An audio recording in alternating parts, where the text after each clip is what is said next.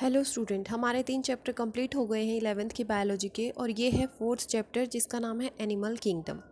चलिए स्टार्ट करते हैं इसकी reading. When you look around you will observe different animals with different structures and forms. जब आप अपने चारों तरफ देखते हो तो आप बहुत तरह के एनिमल्स और देखते हो और उनका स्ट्रक्चर और उनकी जो बनावट होती है वो अलग होती है। As over a million species of animals have been described till now, जैसे कि आपको पता है कि अब तक मिलियन स्पीसीज एनिमल्स की हैं वो डिस्क्राइब कर चुके हैं अब तक। The need for classification become all the more important, इसीलिए जो क्लासिफिकेशन की ज़रूरत है वो ज़्यादा ज़रूरी हो गई है, बहुत ज़्यादा इम्पोर्टेंट हो गई है। The classification also help in assigning systematic position to newly described species. जो क्लासिफिकेशन है वो मदद करती है असाइन करने में, मतलब नियुक्त करने में मदद करती है। जो पोजीशन होती है न्यूली डिस्क्राइब्ड स्पीसीज़ की, जो भी नई स्पीसीज़ को डिस्क्राइब करते हैं उसको एक पोजीशन देने में क्लासिफिकेशन हेल्प करती है। बेसिस ऑफ क्लासिफिकेशन, क्लासिफिकेशन का बेसिस क्या है?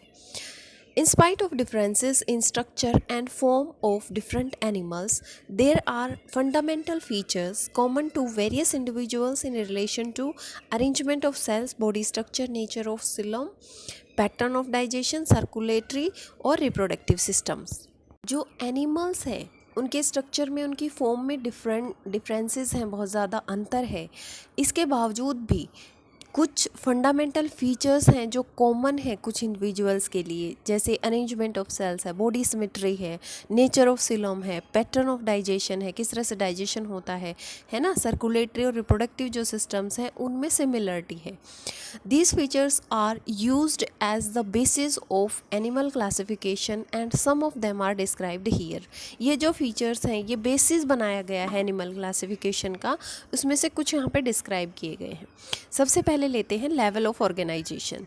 दो all members of animalia are multicellular, all of them do not exhibit the same pattern of organization of cells। जितने सारे एनिमल या हैं, जो एनिमल में आते हैं मेंबर्स, वो सारे मल्टी सेलुलर हैं, लेकिन वो सेम पैटर्न जो है सेल्स के ऑर्गेनाइजेशन का वो नहीं होता उनका same. For example sponges, the cells are arranged as loose cell aggregates, that is they exhibit cellular level of organization। sponges में सीधा आप ये समझ लो कि जो cellular level of organization होता है उनका, ठीक है। some division of labor occur among the cells, कुछ एक्टिविटीज़ हैं उनकी, जो मतलब काम है वो होता है सेल्स के बीच में ही। In coelenterates the arrangement of cell is more complexes. जो यहाँ पे सिलेंट्रेट शुरू हुए हैं, स्पंजेस के बाद सिलेंट्रेट, सपोज उनमें अरेंजमेंट है वो थोड़ा कॉम्प्लेक्स हो गया। Here the cell performing the same function are arranged into tissues, here it is called tissue level of organisation. यहाँ पे क्या बोला गया है कि जो सिलेंट्रेट्स हैं वहाँ पे सेल्स को थोड़ा कॉम्प्लेक्स फॉर्म में कर दिया गया, अरेंज कर दिया है ना। तो वहाँ पे क्या होती है, सेल एक तरह का काम करती हैं कुछ सेल और वो टिश्यू बनाती हैं, तो यहाँ पे टिश्यू लेवल ऑफ ऑर्गेनाइजेशन हो गया। Still higher level of organisation, that is organ level, is exhibited by member of platyhelminthes and other higher phyla where tissue are grouped together to form organs. यहाँ पे एक और higher level है जो organ level कहते हैं जिसको, जो प्लेटीहेल्मिन्थस और उससे ऊपर वाले लेवल में मिलता है। वो सारे टिश्यूज़ मिलके ऑर्गन लेवल बनाते हैं और एक स्पेशलाइज्ड फंक्शन परफॉर्म करते हैं, ठीक है। In animals like annelida, arthropoda, molluscs, echinoderms and chordates, organ have associated to form functional systems, each system concerned with a specific physiological function। यहाँ पे जो एनिमल्स हैं, जैसे एनिलिड्स हैं, आर्थ्रोपोड्स हैं, मोलस्कस हैं, ठीक है, अकाइनोडर्म्स हैं, कोर्डेट हैं, इनमें जो ऑर्गन्स हैं वो फर्दर एसोशिएट कर जाते हैं, एक फंक्शनल सिस्टम बनाते हैं। ये हर एक सिस्टम अलग से एक स्पेसिफिक फिजियोलॉजिकल फंक्शन करता है और this pattern is called organ system level of organisation. यहाँ पे organ system level of organisation होता है।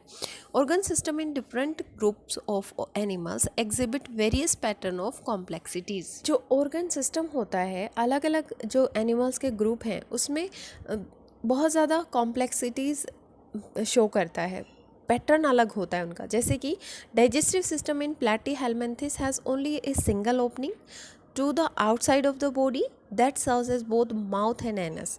देखो जो प्लैटीहेलमिन्थेस होती हैं इसका ये यूनिक फीचर है कि उसमें जो माउथ और एनस का काम है वो एक सिंगल ओपनिंग करती है, हैंस इट इज़ इनकम्प्लीट। इस तरह की जो डाइजेस्टिव सिस्टम होते हैं उनको इनकम्प्लीट बोलते हैं, ठीक है। एक complete digestive system has 2 openings. एक कंप्लीट डाइजेस्टिव सिस्टम वो होता है जिसमें 2 ओपनिंग होती है, एक माउथ का काम करती है और एक एनस का काम करती है।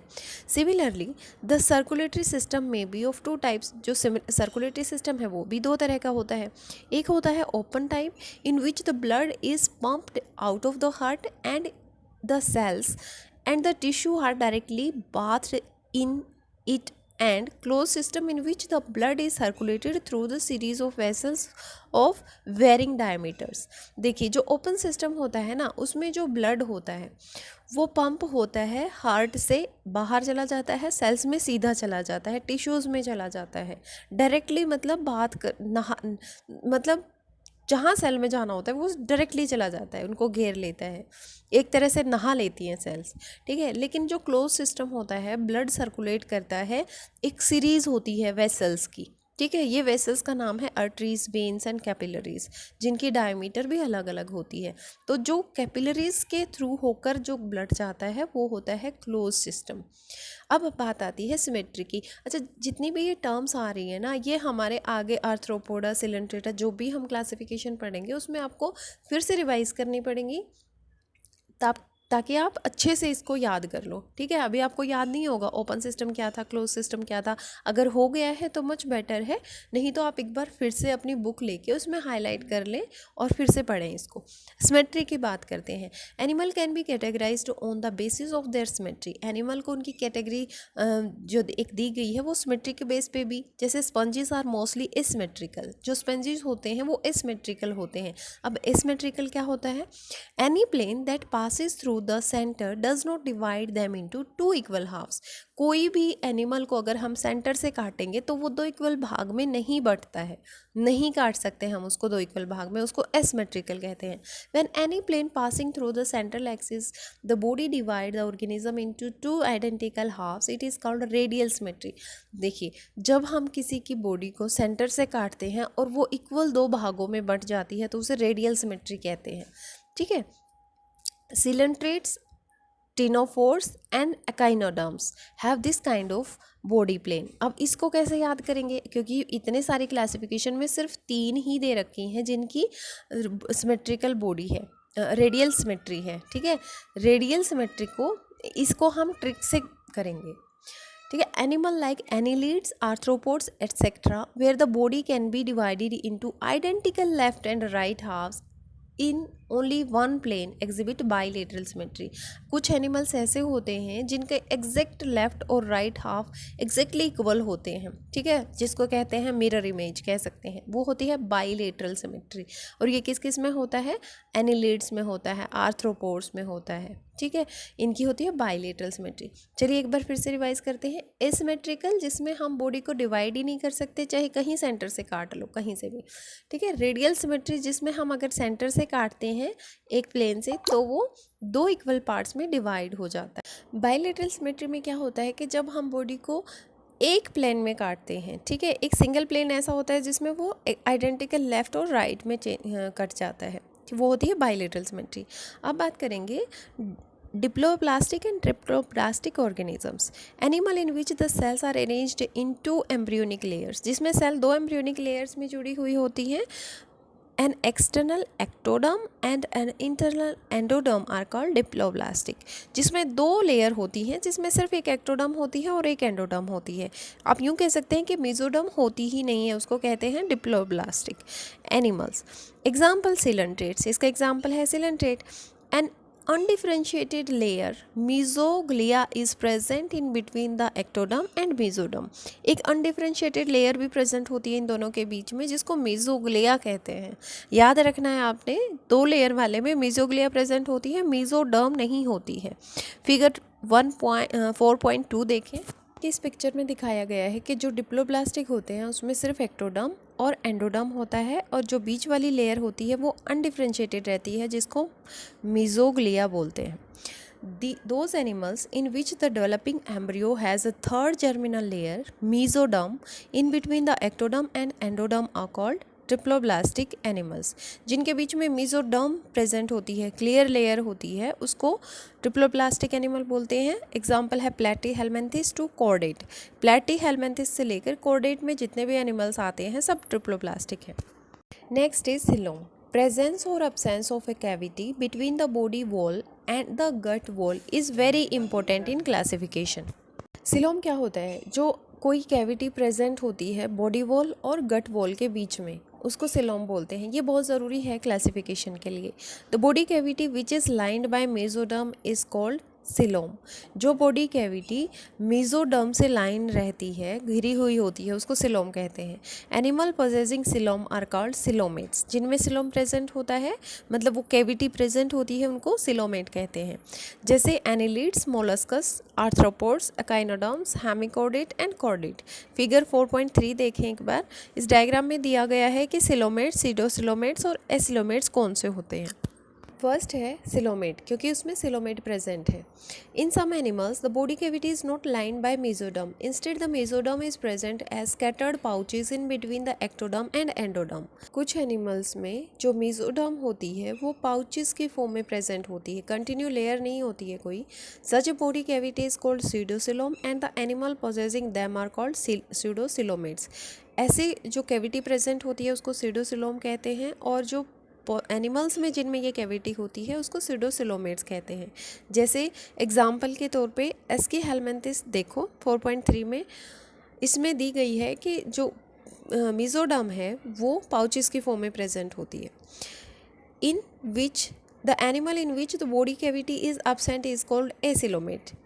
Example is platyhelminthes. और जिसमें कैविटी है ही नहीं उसको एसिलोमेट बोलते हैं, उसका एग्जाम्पल प्लेटीहेल्मिन्थिस है।